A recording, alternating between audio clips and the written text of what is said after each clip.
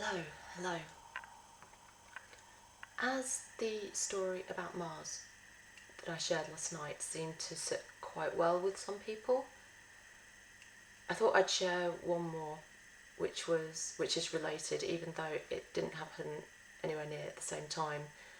This was years ago, maybe even 18 years ago, something like that, so a lot longer ago. But a similar sort of thing in terms of the consciousness. And yeah, maybe related, maybe not, but as I'm already on a roll with this, I thought I'll just share this one as well. And this is about a visit to the moon.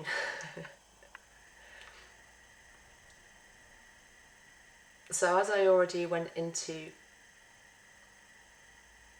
some of the different states of consciousness and kind of provisos about astral projection, that sort of thing, I won't do that again now. So if people are interested in hearing that, they should look at the part 1 to this series, if you like, which is about Mars. And this one's about the moon.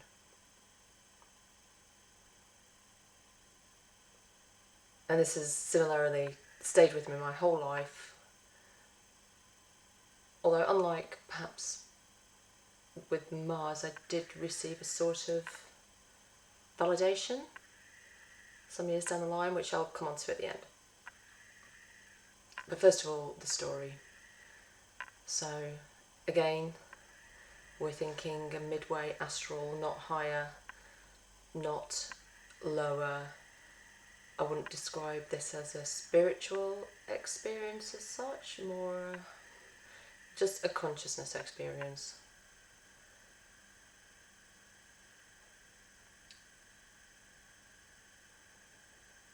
So I became conscious this time.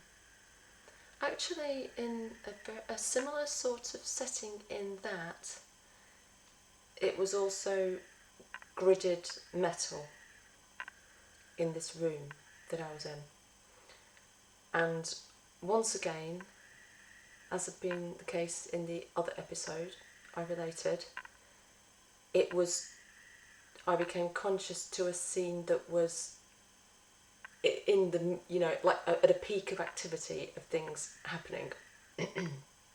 Not at the beginning of a story, approaching the peak of a story or an event as it was unfolding. So I awoke in this consciousness in a small-ish room, like a locker room. Metal grid on the floor. Now, all these different impressions struck me at once. The first one was that sirens and alarms were going off around me.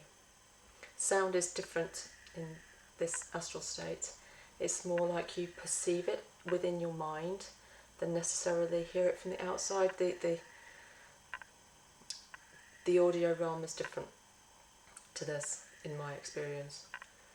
And when people speak, it's more like telepathy. But anyway, I was aware that whatever nature this sound took, there were alarms going off and there was a state of emergency.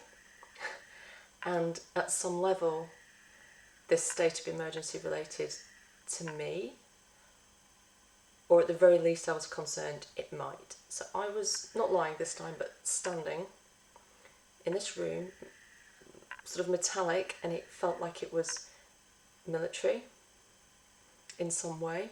I didn't see weapons, but it's like I was aware of lockers. And almost immediately, all kinds of people started rushing by me, a crowd of people. The alarms went off and it was like this alarm triggered something, and all these people started running through the room that I was in. I seemed to be invisible. I was obviously aware of being in my astral body, not there physically. And of these people who were running by me, these men, all I remember at least, is there boots? I was possibly looking at the floor. But I was aware of these great big boots thundering by, looking for something. Whatever had triggered off the alarm, I assumed that that was me. And I felt like I had to remain incredibly still, because if I didn't stay still, then they might notice me. They passed by quite quickly and left me. They just ran through the room, and I was left standing there. And I thought, okay, what is this? I didn't have a sense of danger beyond what had just happened, and being concerned that they didn't find me for whatever reason. They passed, and it went incredibly quiet then. And so I sort of looked at, there's nothing in this. I looked around a bit. There's nothing much in this room, but in front of me was a clear window, a large curved. The whole of the wall in front of me seems to be glass or perspex, at any rate transparent, even though outdoors it was still pitch black.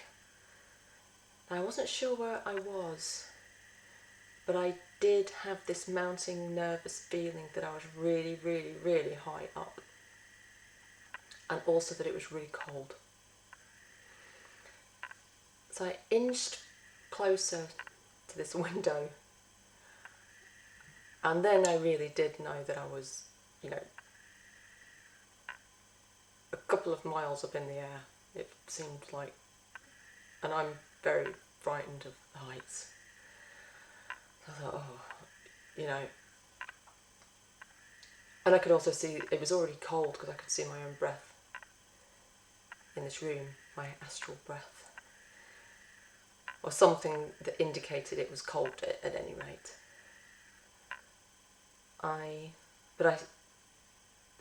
It still hadn't twigged where I was, but something was telling me at a deeper level that I had to go outside for a closer look, because I would never get the chance to see whatever there was there ever again. And okay, so beyond this perspex or glass or whatever it was, window, there was a ledge, maybe 2 meters wide, and it was tilting slightly downwards, and at the edge of the ledge was a low metal fence, and this all curved. Whatever this room I was in, it was curved. And that the floor of the ledge, or the balcony if you will, was like a metal grating, like an extension of the grid that I was standing on in the room.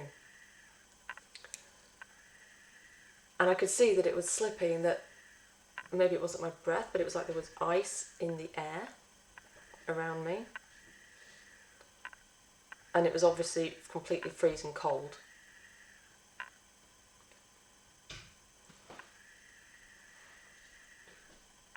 And very, very high up. But I had this message, I had to go out and see. So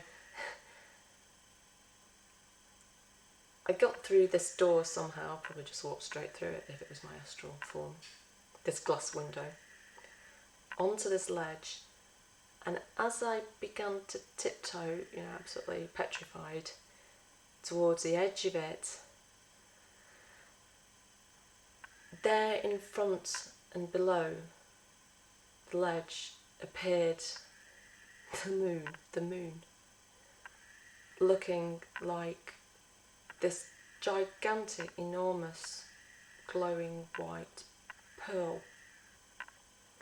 And obviously I could just see the curving top of it, and stretching out behind the moon was a kind of tunnel or road of stars, which looked like a landing strip, as if the moon had been a pinball which had rolled along this strip and had just appeared on the ledge below me. And as I saw this, I thought, it was just the most spectacular thing I'd ever seen. Amazing. And at that moment, I then became aware of shouting and cheering, and I looked off to the left. And on the same level, so it must have been a similar structure to the one that I was standing in, a whole crowd of people, a whole crowd of people had congregated and were cheering the event of the moon arriving. And this structure that they were standing on was like a needle, so just a tall, thin spike, really tall, like I say, it must have been a couple of miles, with a round structure on top, and it had a kind of walkway up to it, which was, again, that must have been a couple of miles long if the thing itself was a couple of miles high, a curved, long, wide walkway stretching up to the circular thing at the top. And I think I even saw fireworks going off. Some huge celebration. Because the moon had arrived. And that was that. That was the end. That was the end. I became, I saw this white pearl glowing. And yeah, I'll get to that bit shortly. And then saw the people cheering a distance away in this other structure, and then the experience ended. And this, 18 years ago, this made such an impression on me that the memory has stayed with me more clearly than most memories I have of anything in my life. And I wrote a poem about it at the time, because I was trying to, I thought that describing it in poetry would be easier than describing it in words, which perhaps it is. So I'll read you the poem, which is quite short. I'm here, I had appeared, and whence I came knew not. The captains of this ice-bound station, staging post for secret stops. All around me, calls, confusion. Did they know, and were they shocked? Knowing I'd traversed the gateway, breached in time the shield of clocks. Still my heart, one's will commanded. Should I hide? The reason wondered. But before 'twas weighed, decided, all sped past me, called, it's coming. So it seemed the point I went through, fortune had decreed its safety. Fabled portal, scene of landing, far off frozen, hidden stargate. Words formed in my awestruck eye's mind. So the lantern of the night sky sails into this place for service. I must see this once, this lifetime. A sloped and hazardous deck, above unnamed oblivion, drew me near its icy edge, beheld I vast dominions. A huge ellipse with markers strewn, stretching far, it seemed a tunnel, looked immensely like an airstrip, starport landing, this the summit. Before my eyes the globe appeared, pupils widened, thoughts ran clear. Radiance filled the tunnel deep, hidden starways mark this keep. Then were sounds of celebration, laughter, shouting, whooping, cheering, drifting down to where I waited. From their vantage point they watched it. As it glided, came to standstill. Here's the moon, cried out this nation. Thus I pondered, numb with wonder. What's brought round this situation? Whose the hymn of ardent praise, the church of luminary office? are there here to end their long days, starstruck scientists of Attis? Did these ancient priests control the queen of ebbing, flowing tides, the weathered ship of midnight squalls, the treasured orb that mirrors light? Only one can read their signs. If free, the one will travel time. Then to one, unseen, unheard, shall be revealed at once these words. So that was my moon poem. And it sort of stayed with me as just a great memory of that unforgettable sight. Now, years later, so if this, I don't even know how long ago 18 years is, a long time anyway, so 2002 or maybe whatever, something like that, goodness knows. Years later, and this probably brings us back up to about the 2009-ish, or maybe slightly after era, when I was doing more investigations of this kind. I came across Ingo Swann and the whole remote viewing program and that brilliant story about him and Pat Price and Uri Geller and all these people working for the CIA going off to remote view things like Jupiter and all this fantastic tales they had captured my imagination to a huge degree, and I managed to get a copy of Ingo Swann's book Penetration, which I think got taken off the shelves, this book, because Ingo Swann had been working for the CIA, so he obviously was privy, and he officially had. It's not me dreaming this one up. He actually did work for the CIA doing remote viewing, along with a group of others that I mentioned. And he wrote this book, and he says that he put a lot of true stuff in there, but disguised it as a novel. So there's truth in there and there's fiction. And, it's for you to work out which is what. And it's very funny, this book. It's brilliantly written. It's a great read. And he describes, encounters with aliens and all sorts of stuff. And he describes going to the moon. And when I read his account of remote viewing the moon, I should say, when I say going to, I mean seeing. It's metaphorical, is that? I described his account of seeing the moon. I was sort of amazed because it seemed that he was describing what I'd seen from a totally different perspective, albeit he interjected details that I thought, that could have just been him having a laugh.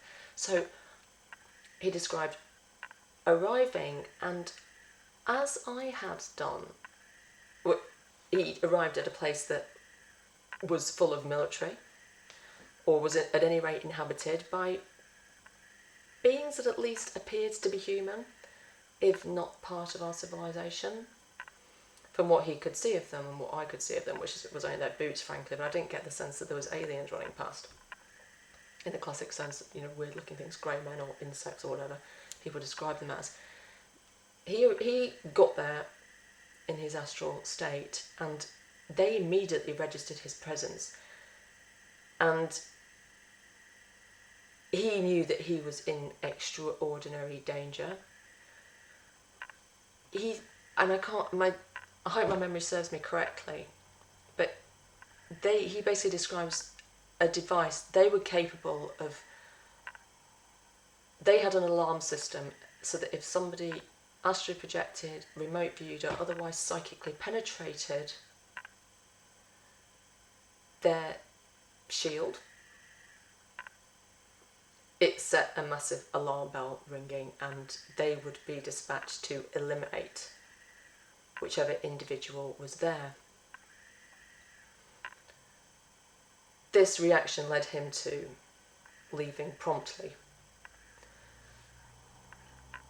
And before I tell the rest of his account, I just want to say, I think that I could have triggered off a similar system, but because I was in a somewhat different state of consciousness, perhaps more akin to a lucid dream than Ingo Swann, I was more shielded myself than he was.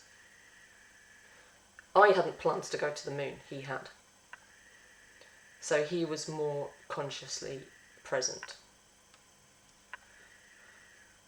Or more of him was there, let's say. So that's how I sort of explain that. He,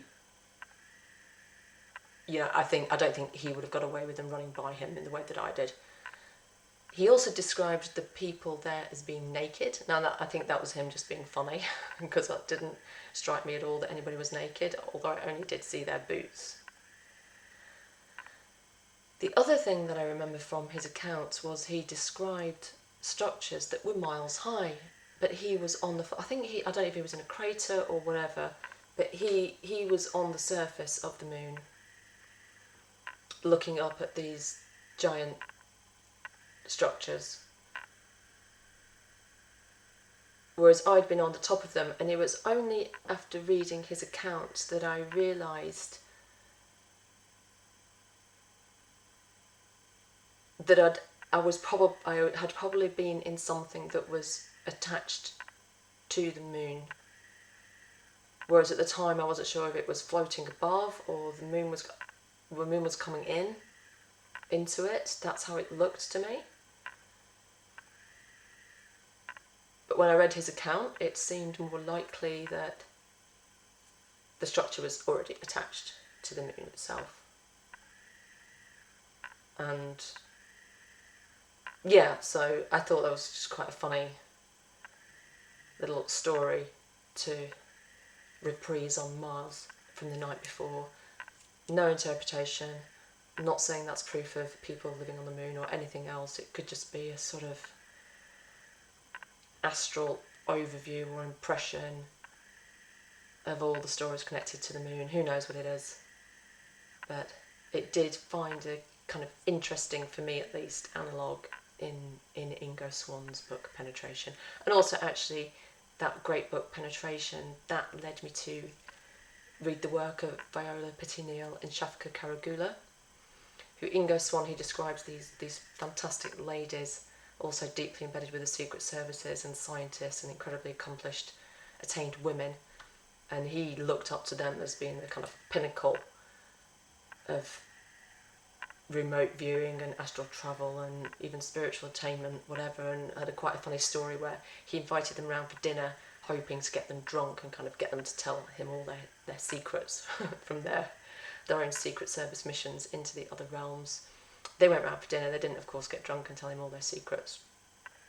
But later they did write a book of their own called Through the Curtain, where I think it was, I can't remember which way round it was, but one of the ladies goes astrally regularly, like almost every day on a regular basis, to a place, night school, where she, in the out-of-body state, she receives tuition from the spiritual realm, which she describes in the most extraordinary detail, and she dictates this to the other lady who writes it down, and between them they write this incredible book called Through the Curtain. I've got it somewhere in here, I'm not sure where. You can still buy it. It can be quite expensive, but if you look around you might be able to find a copy of that book, and it's well worth reading if you do, just the extraordinary details that are given. And I think I actually have got a podcast from a few years ago where I read from Through the Curtain, and I think I'll read another extract from that to follow this up. So thank you for listening. Enjoy the eclipse. The lunar eclipse.